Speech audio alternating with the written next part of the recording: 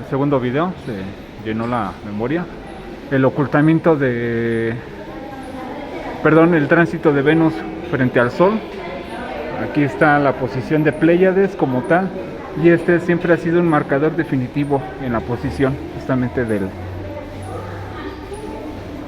observación continua en el paso continuo. Ahí está justamente el siguiente punto de observaciones, corresponde a agosto. Voy a ver si puedo poner luz. Apenas eso. Justamente corresponde con agosto. La constelación de Leo, que es actualmente donde se encuentra, fue el paso de la luna. Entramos justamente al equinoccio de otoño, el punto de Virgo, que corresponde al paso de Libra, y justamente este ya es parte del equinoccio de otoño y el solsticio de invierno correspondientemente, exactamente ahí, que es lo que se generó, que entre noviembre y octubre del año 2022 fue aquí donde se generó el punto de variación significativa en la posición del eje terrestre. Esto para dejarlo un poco más explícito en el sentido de lo que pueda demostrar aquí con un poco más de mayor extensión en la bóveda celeste. Esto siendo en el polo norte, puedo hacer el intervalo de movimiento hacia el otro pasillo, pero ahorita lo tendría que hacer justamente posteriormente. Aquí está justamente el inicio del equinoccio de primavera, y que fue justamente hasta esta fase, principalmente cuando sucedió, el mayor indicador de lo que había ocurrido en cuanto a la posición del eje terrestre, esto en el año 2023. Lo que tiene que ver justamente con esta fase de intervalos es que corresponde a que si hay un movimiento abrupto de la posición de la eclíptica, que es esta línea donde pasa el Sol, ese es el paso del Sol, se le conoce como eclíptica. Si varía un grado de más, un grado de menos, se generan variaciones importantes de lo que se ha observado en estos entornos. A partir de esa fecha se han visto justamente las variaciones significativas, principalmente en cuanto a lo que conforma las variaciones tanto térmicas, atmosféricas, variaciones de corrientes de chorro, variaciones marítimas, albedos marítimos, las proyecciones de variaciones en los mapas estelares, las cartas estelares, todo lo que ha visto justamente en algo.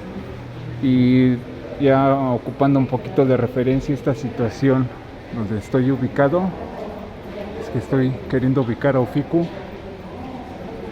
Ahí está Ofiuku, para hacer una referencia. Si estuviéramos en el espacio, nuestro punto de disposición se está dirigiendo a Hércules. Exactamente esa estrella justamente es nuestro movimiento del sistema solar en conformación.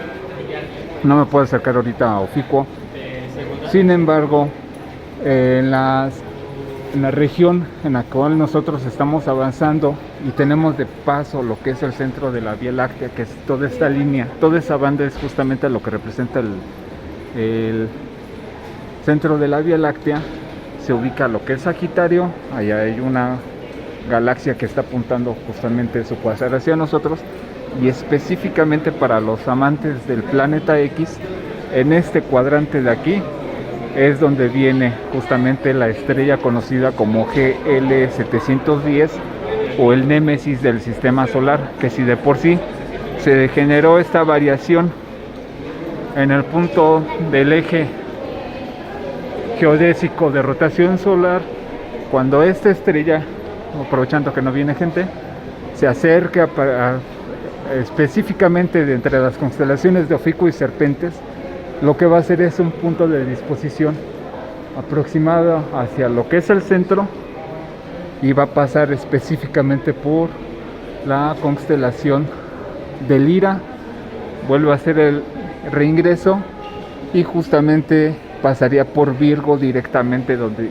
haría su reintegración en el paso. Cuando se genere este punto de acercamiento, que va a ser en 1.4 billones de años, se va a generar una desestabilización mucho mayor, en donde no se sabe realmente la posición del eje geodésico terrestre vaya a tener, si alguna disposición hacia Osa Menor, en todo caso, Osa Mayor, que sería lo más predispositorio, pero también se está mencionando que podría haber una variación directamente con Era Ray en lo que es Cafeos. Esperando estos dos videos les agrade. Si en algún momento llegan a visitar la Ciudad de México, aprovechen para darse un paseo por estas regiones de aquí. A lo mejor no tendrán un guía especializado en cuanto a lo que puedan aprovechar de lo que es en el viaje, pero yo les dejo este archivo y registro para que puedan comprender en cuanto a lo que estoy explicando de la página y de las variaciones que se han estado presentando. Vuelvo a recordar que si hay un punto de origen de una anomalía mucho mayor, se encuentra cercana a la constelación de Sagitario, justamente a lo que converge con Ofiuco y cercano a Ilya. En ese punto específico donde está la sombra, se alcanza a ver más o menos la sombra, es donde viene GL 710, que es la gemela oscura y malvada del Sol. A ella sí le podremos atribuir el final del orden del ciclo establecido en el orden cósmico conocido como tal del sistema solar, ya que podría tener esta faceta de alteraciones significativas. Compartiendo esta línea de vida en el mismo video, es parte de la exposición permanente que se encuentra directamente en el pasillo de las ciencias, el túnel de las ciencias, en la línea 5 del metro, que corresponde de Politécnico a Pantitlán, la estación de La Raza. Aprovechando este paso, esperando tengan un excelente día, tarde o noche en compañía de los suyos y compartiendo toda esta parte de exposición justamente en La Raza. Lo pueden ver.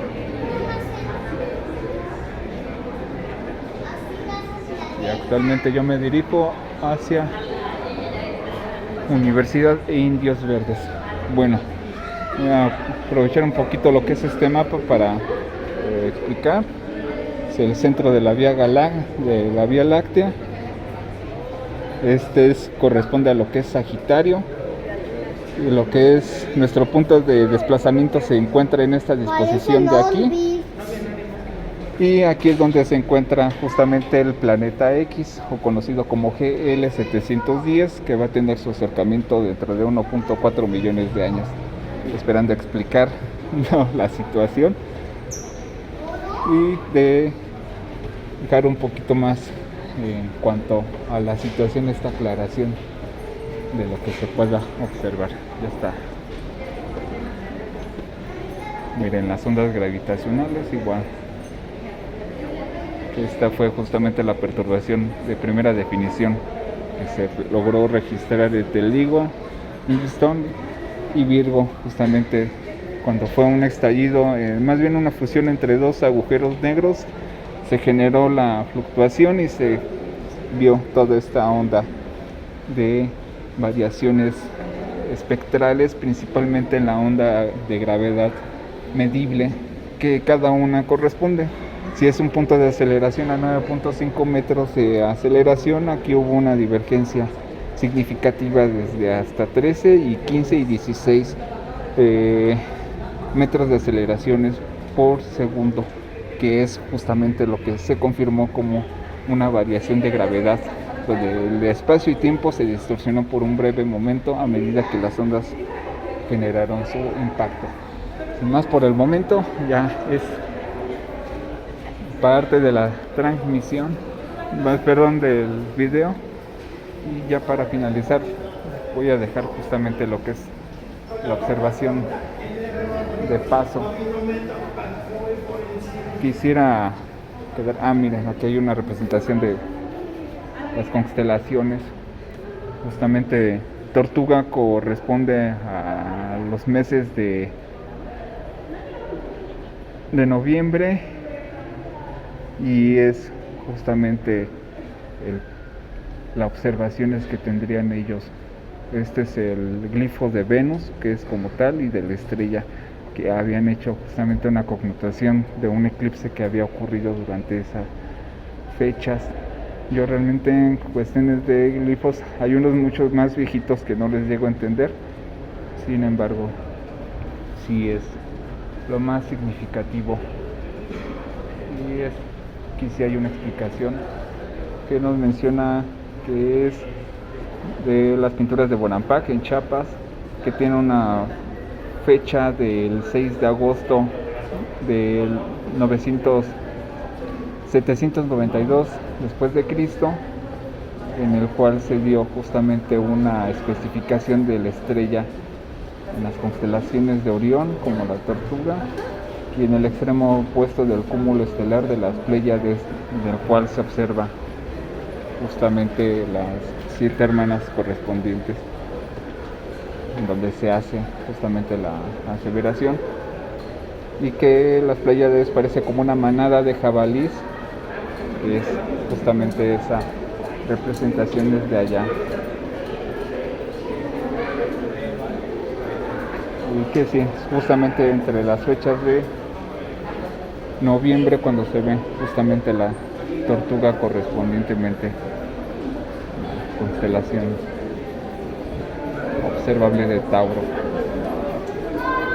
Parece que fue una situación de tributo por la cual se dio esta representación sobre Chanmois, acompañado de los guerreros durante su gobierno, que se pintaron en estos murelos. Puede ser justamente la comitiva de guerreros y lo que es justamente el séquito, como lo que se muestra. Ahorita nos estamos aproximando al sol y el viento solar, y vamos a aprovechar de una vez para explicar qué es lo que hacemos nosotros. Bueno, como podemos ver, es justamente una representación de emisión. Si fuese una emisión sumamente agresiva, que es las que se ha mencionado, X30, tendría este rango de características sumamente agresivas. Bueno, esta es una representación en escala, una aproximación bastante muy cercana, pero sería una distancia de 151 millones de kilómetros.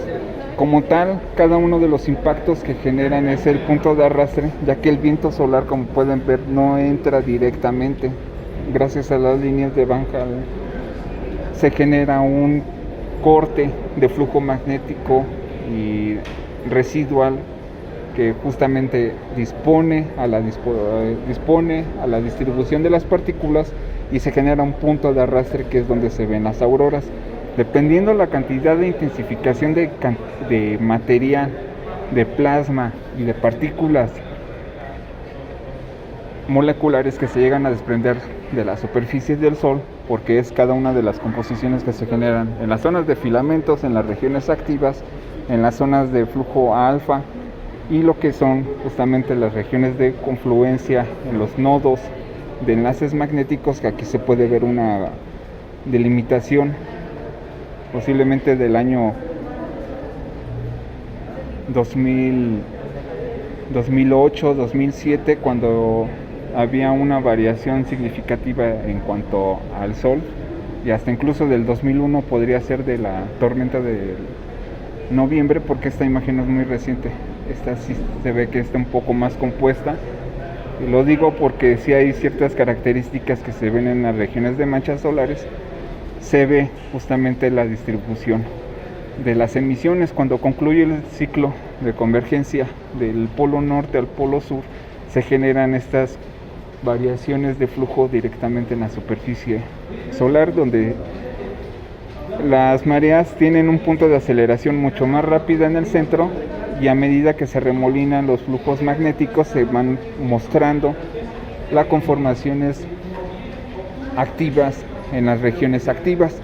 Se forman las manchas solares, y una vez que concluyen las combinaciones en los enlaces magnéticos, se liberan y generan justamente el desprendimiento superficial. A medida que las líneas de impacto puedan ser directas, que es una representación lateral, que es toda esta región de aquí si fuera una emisión, y parcial es justamente toda esta onda que se genera en un efecto de irradiación, es como interactúa directamente la magnetosfera terrestre.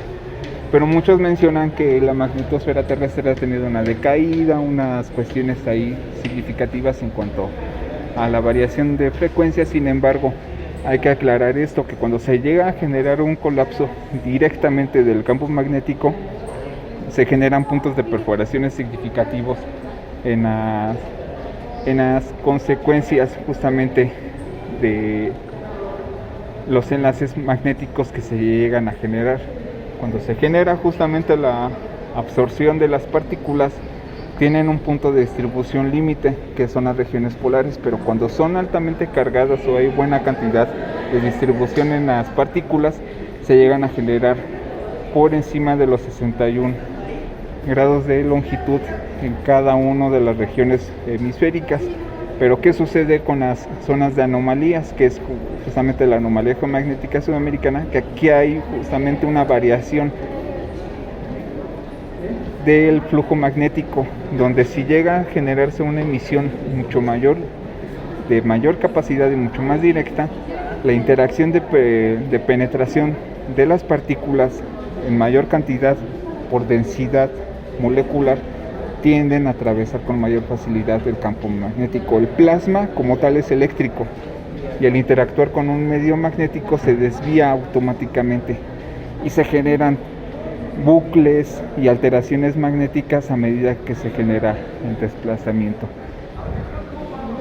Las espectrografías sí varían bastante, porque es justamente el infrarrojo cercano, que es el que nosotros estamos manejando, visible, que es el aproximado, y ultravioleta todavía no lo alcanzamos para justamente las transmisiones, y rayos X. La interfase de los dos puede permitir, y sería justamente parte de las nuevas observaciones que vamos a estar ofreciendo en las transmisiones en vivo, donde se va a seguir explicando sobre estas condiciones de variaciones de conformaciones de filamentos que se llegan a generar por el desprendimiento, la acumulación de cargas diferenciales en la superficie, y se generan justamente las condiciones de prominencia. Y cuando se generan los puntos de descarga directos por las regiones activas, es cuando estas, al conformar la mancha solar, se crea, colapsa y da la liberación activa de la generación de estas llamaradas conocidas como eyecciones de masa coronaria, que tienen un punto de dispersión bastante agresivo. En cuanto a este grado de observaciones que se vea aquí, y otros mucho más difusos que se llegan a ver como emisiones de flujo constante, flux jets, y estas ya son conformaciones clase M, que vendría siendo en este tipo de categorías, si es que lo quieren un poco más explicado, es clase C, clase beta, clase M y clase X. Y si fuera en intensidad, clase X más 10 corresponde a esta cantidad, y clase X más 10 más 20 más 30 se conforma en toda la mayoría. Esto no estaría a un costado, sino justamente en la posición central, donde se generarían los puntos de emisión, y donde se da el punto de disposición. Vamos a suponer que estamos nosotros laterales, la Tierra en esta posición. Si van variando, esta es la posición frontal, la que se genera, frontal, lateral, y justamente en el limbo solar, cada una de estas emisiones, dependiendo de la cantidad de energía que libera, da un punto de interacción, pero en sí el Sol tiene un punto de rotación donde se genera como una espiral, y dependiendo de la posición de punto de rotación donde venga de una forma emergente, nos puede afectar definitivamente de una manera muy importante. Esto en consideración, esto en la región de la anomalía geomagnética sudamericana como tal, y justamente los antecedentes de lo que ha ocurrido anteriormente en el pasado y que posiblemente tiene que ver con este punto de colapso de las ciudades antiguas del pasado, aprovechando la imagen de Teotihuacán de esta exposición. Y vuelvo a recordar que el Sol es un generador molecular de átomos. Todo se conforma justamente de una fase inicial donde la fusión nuclear conforma protones, neutrones, justamente las escalas de densidades en los quarks, los elementos bases principales que se van conformando, y que es justamente lo que nosotros estamos viendo directamente en la emisión del Sol, ya en el espacio profundo, las conformaciones de materias directamente que se llegan a liberar directamente desde el Sol, o cualquier otra explosión, cualquier otro punto de fusión de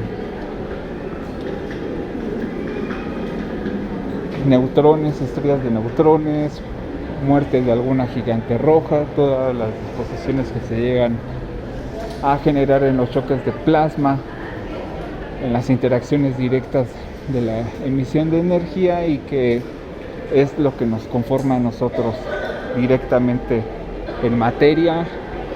Y realmente toda esta fase de estudios que tiene que ver con el ser, los estudios que llega a aportar tanto el CIMBESTAB, la UNAM, el Politécnico, esto en las ramas de ciencias nucleares, se va enfocando directamente en la conformación de la materia y qué conforma directamente a la materia en su parte de origen, directamente por lo cual se construyó esta secuencia de observaciones en las zonas de choques de los hadrones y en los sensores directamente que llegan a capturar todas estas partículas directamente exactamente los electromagnéticos, y los detectores de muones, que son cristales que al detectar un golpe por un electrón o alguna interacción de carga electrostática da una lectura aproximada en escalas de lo que se define en estados de la materia como tal. A lo mejor no fue una explicación tan más exacta o concisa, pero vuelvo a reiterar, este es el pasillo de las ciencias del metro de la raza. Sin más por el momento, que tengan una excelente tarde en compañía de los suyos, tarde o noche, y este es el segundo video del final de la transmisión.